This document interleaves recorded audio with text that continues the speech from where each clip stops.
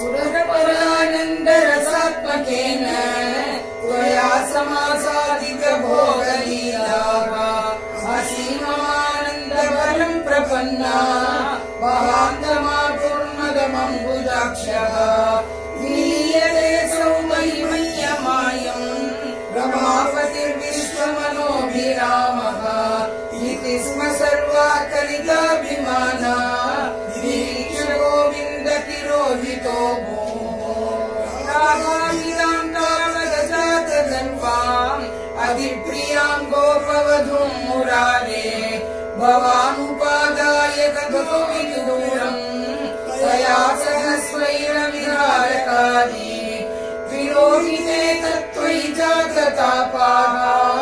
समं समेता कमलायताक्षः वने वने त्वां परिमार्गयन्त्यो विषादमापुर्भगवन्नपारम्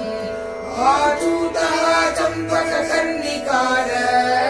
आमल्लिके मालति बालवल्यः किं वीक्षितो नो हृदयैकचोर इत्यादिकास्तत्प्रवणा विलेपुः निरीक्षितोऽयं सखि पङ्कजाक्षः पुरोमवेद्याकुलमालपन्ति त्वां भावना चक्षुषि वीक्ष्य काचित् तापं सखीनां विगुणीचकार त्वदात्मिकास्ता यमुनातटान्ते तवानुशक्रुकिरचेष्टितानि विचित्य भूयोऽपि तथैव मानात् त्वया वियुक्तां ददृशुश्च राधाम् ततः समन्ता विपिने समन्तात् नमोऽवतारावधिमार्गयन्त्यः पुनरविमिश्रा यमुनातटान्ते वृजशृङ्गेतुश्च जगुर्गुणांस्ते तथा व्यथा सङ्कुलमानसानां व्रजाङ्गनानां करुणैकसिन्धो जगत्त्रयी मोहनमोहनात्मा त्वं प्रादुरधीरैवन्दवासी सन्दिग्ध सन्दर्शनमात्मकान्तम् त्वां वीक्षयन्यः तदानीं किं किं न चक्रुः प्रणयाति वारात् सर्वं तदा पालय मारुतेश तव विलोकना कृष्णा गोपिका जना प्रमद संकुला कृष्णा पङ्कजेक्षण अमृतधारया कृष्णा सम्प्लुता इव निमिततां ददुः कृष्णा त्वत्पुरोगता तदनु काचन कृष्णा त्वत्कराम्बुजम् सपदि गृह्णति कृष्णा निर्विशङ्कितम् घनपयोधरे कृष्णा संविदाय सा पुलकसंवृता कृष्णा तस्तुषीचिरम् तव विभो परा कृष्णा कोमलम् भुजम् निजगलान्तरे कृष्णा पर्यवेशयत् गलसमुद्गतम् कृष्णा प्राणमारुतम् प्रतिनिरुन्धति कृष्णा अतिहर्षुला अपगतत्रपा कृष्णा कापि कामिनी तव मुखाम्बुजा कृष्णा भोगचर्वितम् प्रतिगृह्यत कृष्णा वक्त्रपङ्कजे निदधति गता कृष्णा पूर्णकामता विकरुणो वने कृष्णा संविधाय माम् अपगतोऽसिका कृष्णा त्वामिह स्पृशे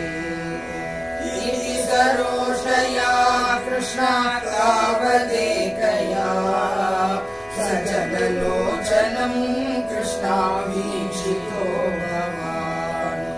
इति मुदाकुलैः कृष्णा वल्लवी जने सममुपागतो कृष्णाया मुने मृदुकुचाम्बरैः कृष्णा कल्पितासने दुष्टनभासुरे कृष्णा प्रियशोभता कतिविधा कृपा कृष्णा देवी सर्वतो धृततयोदया कृष्णा केचिदाश्रिते कतिचिदीदृशा कृष्णा मादृशेष्वपीते अविहितो भवान् कृष्णा वल्लभी जने अयि कुमारिका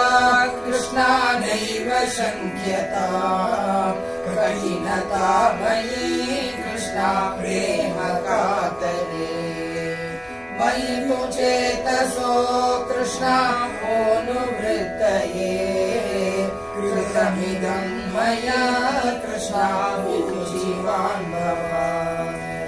अयि निशम्यतां कृष्णा जीववल्लभा प्रियतमो धनो कृष्णा नेदृशो मम तदिगरम्यतां कृष्णा रम्ययामिनीषु अनुपरोधमिः कृष्णा आलपो विभो इति गिराधिकं कृष्णा मोदमेदुरैः व्रजवधू जनैः कृष्णा साकमारमन् कलितकौतुको कृष्णा रासखेलने गुरुपुरी पदे कृष्णा पाहि मां गदारे नारायणाखिलगुरुभगवन्नमस्ते केशपाशधृतपिञ्चिका विदधि सञ्चलन् मकरकुण्डलम् हारजालवनमालिका ललितमङ्गरागधनसौरभम्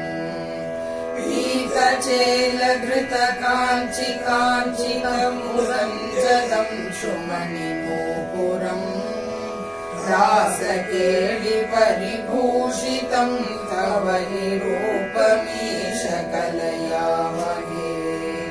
तावदेव कृतमण्डने कलितकञ्चुलीककुचमण्डले गन्धलोलमणिकुण्डले युवतिमण्डले तपरिमण्डले अन्तरासकलसुन्दरी युगलमिन्दिरारमणसञ्चरन् मञ्जुलां तदनुरासकेलिमयि कन्दनाभसमुपादधाः वासुदेव तव भासमानमिह रासकेलिरससौरभम् दूरतोऽपि खलु नारदागदितम् आकलय्य कुतुकाकुला वेशभूषण विलास पेषण विलासिनी शतसमावृता नाकतो युगपदागता वियति वेदतोतसुरमण्डली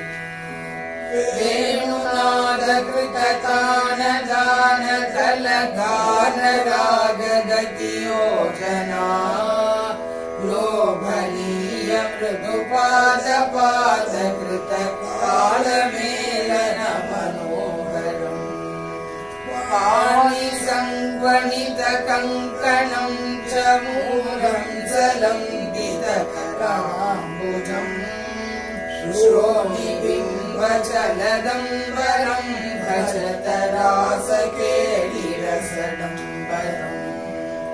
श्रद्धया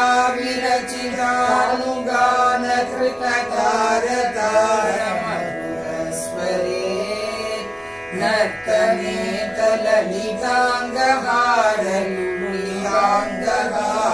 नर्तनेतललिताङ्गहारलुलिताङ्गहारमणिभूषणे संवदेन कृतपुष्पवर्षमलमुन्मिषदीर्षदाङ्कुरम् चिन्मये त्वयि निमीयमानमिव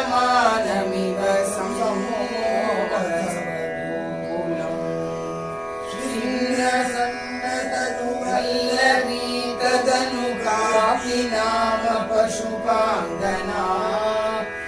शान्तमं समवलम्बते स्म तव शताधिकारमुकुलेक्षणा काचिदाचलितकुन्तला नवपटीरसारनवसौरभम् वञ्चनेन तव सञ्चुचुम्बभुजमञ्चितोरुपुलकाङ्कुरम् कापि गण्डभुवि सन्निधाय निजगण्डमाकुलितकुण्डलम् पुण्यपूरनिधिरन्ववाप तव भोगचर्वितरसामृतम् इन्दिराविहृतिमन्दिरम् भुवनसुन्दरम् हि नटनान्तरे वामवाप्य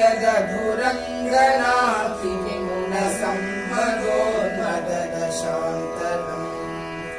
गानमीश विरतं क्रमेण किल वाद्यमेलनम् उपारतम्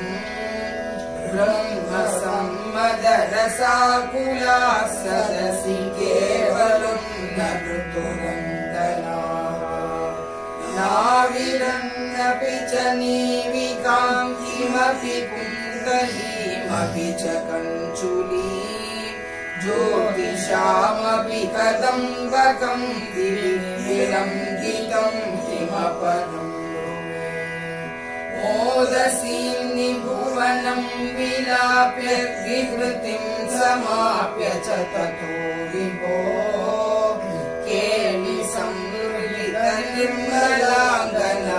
केलिसंहृतनिर्मलाङ्गनवधूर्मलेश सुभगात्मना मन्मथा सघनचेतसां पशुपयोषितां सुकृतचोदितः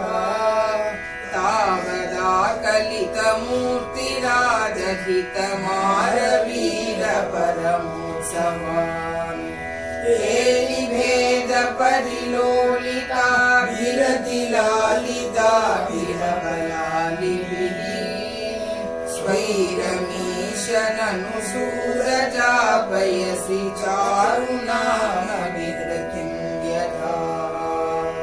काननेऽपि च विशारि शीतलकिशोरमारुतमनोहरे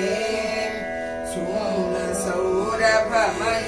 विलेसित विलासिनी शतविमोहनम् कामिनीरियामिनीषु खलु कामनीयकनिभे भवान् पूर्णसम्मदरसार्णवं कमपि योगिगं यमनुभावयन् ब्रह्मशङ्करमुखानपीह पशुभाङ्गनासु बहुमानयन् भक्तलोकगमनीयरूप कमनीय कृष्ण परिपाहि माम् कामिनीषु खलु कामनीयकनिधे भवान् पूर्णसम्मदरसार्णवं कमपि योगिगं यमनुभावयन् ब्रह्मशङ्करमुखानपीह पशुपाङ्गनासु बहुमानयन् भक्तलोकगमनीयरूप कमनीय कृष्ण परिपाहि माम् भक्तलोकगमनीयरूप कमनीय कृष्ण परिपाहि माम् भक्तलोकगमनीयरूप कमनीय कृष्ण परिपाहि माम् नारायणाखिल गुरु भगवन् नमस्ते रमितवल्लभे वल्लभाः कदापि पुरमम्बिका कवितुरम्बिका कानने समेत्य भवता समं निशिनिषेव्य दिव्योत्सवम् शुभं शुशुपुरग्रसीत् रजपमुग्रनागस्तदा सम्मुखमतोन्मुखैरभिरतेऽपि तस्मिन् बलात् अमुञ्चति भव पादीपीठैः तदा खलु पदा भवान् समुपगम्य पश्पश्यतम् बभौ स च निजां तनुम् समुपसाद्य वैद्याधरीम् सुदर्शनधर प्रभो ननु सुदर्शनाख्योऽस्म्यहम् मुनीम् क्वचिदपाघसम् दैवमां व्यधुर्वाघसम् भवत्पदसमर्पणादमलतां गतोऽस्मीत्यसौ स्तुवन् निजपदं ययौ व्रजपदं च गोपामुदा कदापि खलु सीरिणा विहरति त्वयि स्त्रीगणैः जहार धनदानुगः सलिल शङ्खचूडोपरागः अतिद्रुतमनुद्रुतस्त्वममुक्तनारीजनम् पुरोचितशिरोमणिम् फलवृते च तस्यादगाः दिनेषु च सुहृज्जनैः सकवनेषु लीलापरम् मनोभवमनोहरम् रसिकवेणुनादामृतम् भवन्तममरीदृशाममृतपारणादायिनम् विचिन्त्य किमुनालपन् विरहतापिता गोपिकाः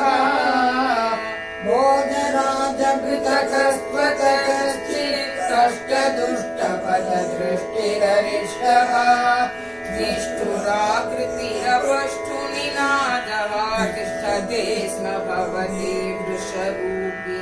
साकरोत जगती धृतिहारी मूर्तिमेष बृहतीं प्रदधानः पङ्क्तिमाशु परिगूर्ण्य पशूनां छन्दसां निधिमवाप भवन्तम् शृङ्गमुखमाश्वभियन्तम् संहृतैरभसादभियन्तम् भद्ररूपमपि दैत्यमभद्रम् भर्जयन्नमदयसुरलोकम् चित्रमद्य भगवन् वृषघाता चुस्तिराजनिवृषस्थितिरुर्याम् वर्धते च वृषचेतसि भूयान् मोदयेत्यभिभूतोऽसि सुरैस्त्वम् औक्षकाणि परिधावत दूरम् वीक्ष्यतामयमिवोक्ष विवेदी दीप्तमातः सितैः सह गोपैः गेहकस्तमववात पुरेश नारायणाखिलगुरो भगवन् नमस्ते। यज्ञेषु सर्वेषु विलावतेषि केहि सबोधेषु तुरिष्टबन्धुः त्वं सिन्धुजावाप्य इतीव मत्वा सम्प्राप्तवान् सिन्धुजवाजिरूपः गन्धर्वदामेश गतोऽपि रूक्षैः कालैः समुद्रेजित सर्वलोकः भवद्विलोकावधि गोपवाटी प्रमद्य पापः पुनरापतत्वाम् ताक्ष्यान्तिकाङ्क्रेस्तपदाक्षयेष चिक्षेपवक्षो भुवि नाम पादम् मृगोपराघातकथाम् निशम्य स्वेनापि शक्यम् त्वदितीव मोहात् प्रवञ्चयन्नस्य पुराञ्चलम् द्राक् अमुम् च चिक्षेपित दूरदूरम् सम्मूर्च्छितोऽपि ह्यतिमूर्च्छितेन क्रोधोष्मणा ग्राहितुमावृतस्त्वाम् त्वम् बाणदण्डे कृततीश्च बाधा दण्डम् न्यधास्तस्य मुखे तदानीम् तद्वृद्धिरुग्धश्वसनो गतासु सत्ती भवन्नप्ययमैक्यमागात् आलम्बमात्रेण पशोऽसुराणाम् प्रसादके नूत्नैवाश्वमेधे कृते त्वया हर्षवशात् सुरेन्द्राः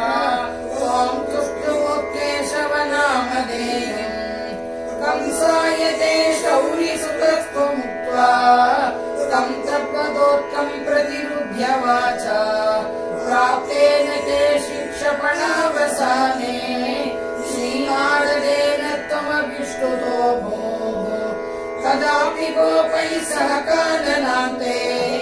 निरायन क्रीडनलोलुपं त्वाम् मयात्मजः प्राप दुरन्तमायो व्योमाभिरो व्योमतरोपरोधि सचोरपालायितवल्लभेषु चोरायितो गोपशिशून् पशुंस भुवासु कृत्वा विदरे शिलाभिः